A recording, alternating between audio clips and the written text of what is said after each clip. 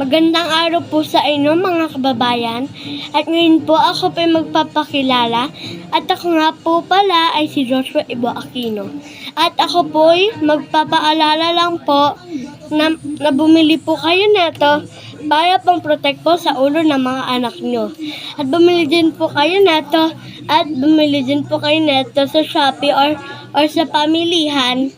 At may importante po to at kapag may dumating po na rescue, ay ganun-ganun ninyo. At kapag nawalan po din po ng kuryente, ay gamitin na lang po ito. Tingnan niyo po ito.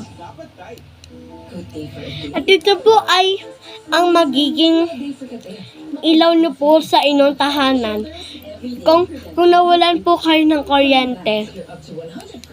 At bumili din po kayo neto ng whistle at gumanito po kayo. At ganun po ang inyong gagawin.